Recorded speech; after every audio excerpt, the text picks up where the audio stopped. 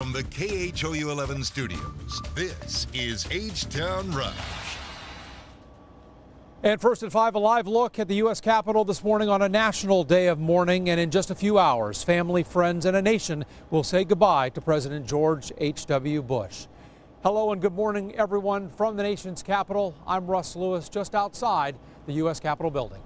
I'm Lisa Hernandez alongside Reka Mutarash here back in Houston, where the events honoring the president will be continuing. We'll have a lot more from Russ Lewis coming up, but first, Cheetah, let's kick off the Rush Block. All right, good morning, guys. Well, really coast-to-coast travel this morning. Airports are looking weather-related, airport delay-free, so that is good news. If you're traveling or you know somebody who is today, you're not going to have to worry about that. We are starting off cold, though. You need a jacket, you need a coat. You're going to probably want one throughout the rest of the day. 30s and 40s this morning. We are under clear skies now. That will not be the case this afternoon. Clouds will continue to build in throughout the day today, so we stay dry. We're running colder compared to yesterday. That will also be the same with our afternoon high temperatures. So sunshine will continue for the most part of the day, and then cloud cover will start to build in by the afternoon, Doug. Okay, thank you, Cheetah. Looking to Houston TransStar right now. Your commute on I-69 coming in on the Southwest Freeway is looking good. This is at Kirkwood. Traffic still very light in both directions, so no delays as you come in from Sugar Land. Highway 36 to downtown, the Richmond-Rosenberg area. It's going to take you about 28 minutes. If you're using Highway 90 to come in from Missouri City, Fort Bend County, Guest to the 610 loop still running nicely, 53 miles per hour. It's only going to take you about 9 minutes for that drive in. And the West Park Tollway, you don't need it quite yet, but it's there for you. Katy Freeway still moving nicely, so you don't quite need the West Park Tollway. It's moving, though, at 63 miles per hour. Let's go live back to D.C. and check in with Russ. Doug, thank you very much. Right outside the U.S. Capitol here. As a national day of mourning, most of the federal government is shut down today to honor President George H.W. Bush, and some of those folks taking advantage of the last few hours to view his casket in the Capitol Rotunda behind me as we take a live look inside there. You can see all the folks filing past there with the military members guarding that casket, that flag-draped casket. Later this morning, everything will shift over to the National Cathedral, which is about 4 miles from here. That procession will take about 45 minutes. 8:45 Eastern is when they will take the casket over to the National Cathedral for today's state funeral. We visited out there last night, saw lots of activity. In the middle of that neighborhood, they were putting up fencing and getting the barricades in place. We saw a lot of police officers as well guarding that site. People moving things in and outside of the church, and with the permission of the police officers, we're able to see inside and some of the activity in there as they prepare for the hundreds of people who will come to that invitation-only state funeral later this morning. Some of the folks will be there, of course, the president, current President Donald Trump, and the 4 living former presidents will be there as well. Obama, Bush 43, Bill Clinton, and Jimmy Carter. Other big names we will see today: the King and Queen of Jordan, Prince Charles representing the Queen today. German Chancellor Angela Merkel will be here, as will former UK Prime Minister John Major. The speakers for today's state funeral: of course, George W. Bush will eulogize his father. So will Brian Mulroney, the former Canadian Prime Minister, and presidential historian and Bush biographer John Meacham will be here as well. He spoke at Barbara Bush's funeral as well in Houston. So that'll be starting later this morning. That's where we will shift everything later today here from the U.S. Capitol on this national day of mourning. The National Cathedral, just a magnificent building. It's an Episcopalian cathedral. The Bushes were Episcopalians, so that's very fitting that that will be the 4th state funeral we see there. The last 2 for Presidents Ford and Reagan, George H.W. Bush attended. Let's send it back to Houston right now. Janelle Fort is at St. Martin's Episcopal. That's where the local funeral will take place tomorrow, but that's where the casket will be heading once it leaves Washington, D.C. later today. Janelle? Well, good morning, Russ. Here in Houston, we'll get to pay our respects starting this evening. Once everything wraps up there in D.C., 41 and family will get back on Special Air Mission 41 to come back here to Texas. Around 5 p.m. this afternoon, a motorcade will take the president's remains from Ellington Air Force Base here to St. Martin's Episcopal Church. The casket and Bush family will be greeted by yet another honor guard. Then the Bush's family's pastor will pray as 41's remains are escorted into the church. Now, there will also be a hymn and another playing of Hail to the Chief. The casket will then lie in repose until 6 a.m. tomorrow morning. It'll give everyone here in Texas a chance to say a final farewell in person before the private family funeral service here later Thursday morning. Now, of course, with the ceremonies will come road closures. You can expect Riverway Drive to be closed between Sage Road and South Post Oak Lane. Same goes for Sage Road between Chimney Rock and North Post Oak Lane, starting this morning and until about 1 p.m. on Thursday. Now, for those of you who are planning to come out and pay your last respects, there are a few things that you do need to know. There are no bags, no photos, absolutely no weapons, and there will be no walk-ups here to the church. If you do want to come and pay your last respects, you're going to have to go and park at Second Baptist Church. You'll do a full security screening there, then you'll get on a shuttle and head here. Sending it back to you guys in the studio. All right, Janelle, thank you. A man is expected to be okay after he was shot during a robbery. This happened overnight at Crescent City Apartments on Broadway in southeast Houston. Police say the man and his girlfriend were sitting inside his car when two men pulled up demanding money. The suspect started shooting and hit the victim in the chest. The two suspects ran away.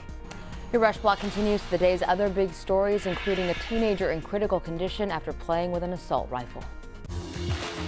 Deputies say a 17-year-old girl playing with an AK-47 shot herself in the leg. Her 16-year-old friend got the gun from his home in Humble. The boy and his parents could face charges. The mother accused of torturing and killing her 5-year-old son will be in court today. Police say Louis Lou has confessed to murdering the little boy. Houston's mayor meets with students and leaders at Yates High School today. Mayor Turner planning to talk about campus safety. The visit comes after someone shot and killed a former Yates student who had transferred to Lamar High School.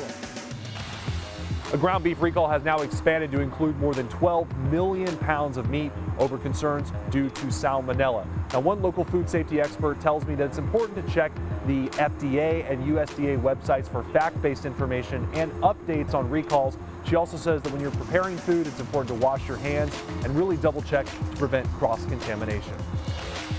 You can bring your family to the Galleria tonight for the 8th annual menorah lighting. The event will have music by a children's choir and presentations by local rabbis. It all starts at 6 p.m.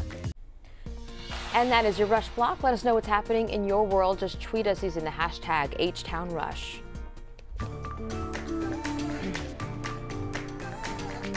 A restaurant in the UK offering a sweet reward, free food. But there is a catch. Doug is here to explain. Hi, Doug. Yeah, this is one of the biggest talkers on our Facebook page in the last 24 hours. The name of this restaurant is Frankie and Benny's, serves up Italian food. The concept is to encourage family time by offering kids meals for free as long as the parents don't use their phones until they finish eating. Do you think you could do it? It's a great reward. So we want to know, could you make it through a full meal without getting on your phone? Grab your phone right now, ironically. Head on over to KHOU.com/vote now or use our KHOU News mobile app and vote. Your choices are easily I wouldn't want to, but I could, or no way. So this is a chain-wide promotion between now and this Friday. Customers will be asked to leave their phones in boxes at their tables until they finish eating. If they last the entire meal, the kids at the table, they get to eat for free. So what launched this entire idea? Well, a poll done by the restaurant found more than 7 of 10 children wish their parents would spend less time on their phones. 10% of those kids will even go through extreme lengths to hide their parents' phones in an effort to get some attention. Can you believe it? We've been talking about this on our Facebook page. Jen's saying, I would love to do this. I hate seeing everyone so engaged on their phones they can't make conversation or even make eye contact. Some people talking about the kids, of course, are just as guilty. Danielle, though, says when she visited London, I did not see a child using a phone. Instead, they all had a book in their hands. She thinks we're doing something wrong over here. Bridget, though, brings up the point that her children are often reading books on their phones. Others saying that they use their phones to study. I don't know if parents can use the same defense, though, especially at the dinner table. Yeah. I don't know. We're all guilty of it, so we can't point fingers. I mean, But if you're not on your phone, you got to talk to your kids. No, I'm kidding. Yeah. There's that. No. I gotta say, if I'm gonna save some money, I'm gonna put that phone in a box and I won't touch it. There, that's right. There you go. You guys can let us know. KHOU.com/vote now. That sounds pretty good. All right, let's get to Cheetah Crack right now. What's our weather looking like, Oh, Cheetah? it is a cold start to the day, guys. More 30s this morning compared to yesterday. So we're running about 2 to 5 degrees on average colder than yesterday. So grab the coat. Now we are dry on our radar. We're expecting dry conditions throughout the day today. Only about a 10% chance for a little spotty sprinkle to a stray shower tomorrow. Big area of low pressure that I'm tracking out west. This is going to be the rain that's going to impact California for Friday evening. And I'm really going to walk you hour by hour for your Friday forecast. I want you to be prepared here. So this is 6:30 Friday morning for your morning commute. About a 20% chance of a stray shower. Fast forward to 6:30 in the evening. So Friday afternoon and evening, notice how we're talking increasing moisture up until about 10 o'clock. That's when we're looking at the potential for some moderate rain, and overnight into early Saturday morning, that's when I'm expecting really heavy rain. So from about 8 o'clock Friday evening to about 8 a.m. Saturday morning, we're going to see the potential for about 2 to 5 inches of rain all across the area. This isn't an isolated event. Almost everybody can count on that. As we head into midday Saturday, rain kicks off to the east. We will start to welcome in some cold air. I mean, take a look, areas in North Texas. We'll probably get another chance to see some sleet or even additional snow. By next week, that's when we're going to continue to see some of that cold air dive on in. So yeah, it gets pretty chilly. What to expect here over the next several days? Chilly, but still beautiful today. Strong storms expected Friday evening, and then a very cold weekend. After the rain moves out, temperatures will continue to dive. 42 this morning. High temperatures go to 59 later today. That's a couple degrees cooler than yesterday. Yesterday, at least, we got into the 60s. We're 10 degrees even below average. So there's the big rain threat Friday evening into early Saturday.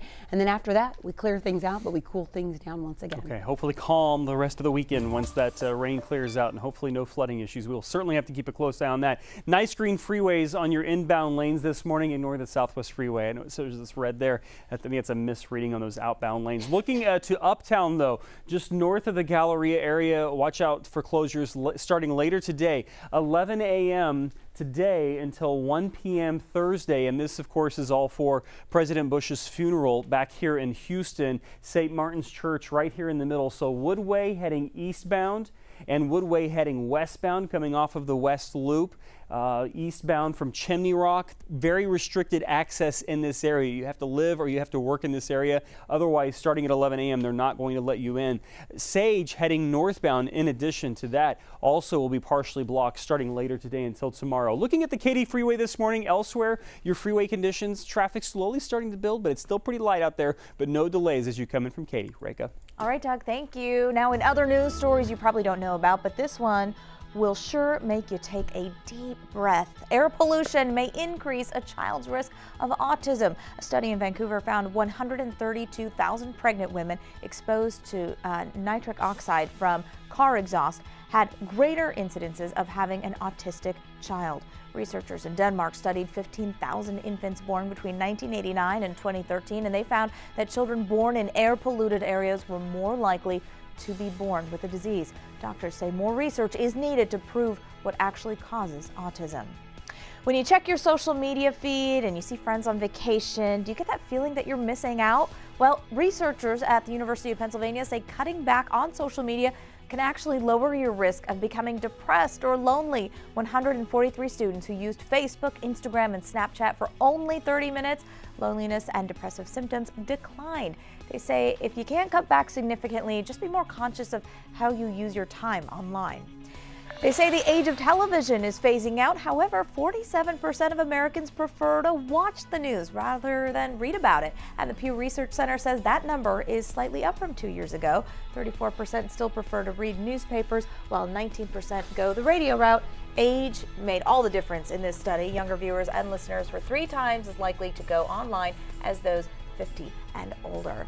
And all I have to say about that is, you know what, it keeps us employed. That's right. I think I like that one. Yeah. Study. Okay. Thanks for watching. 5:14 right now. Still to come this morning. When was the last time you used a pager? We'll tell you which country will now phase them out. And you can now buy a Whopper from Burger King for only a penny. But you know there's a catch. How you can score this one-time deal.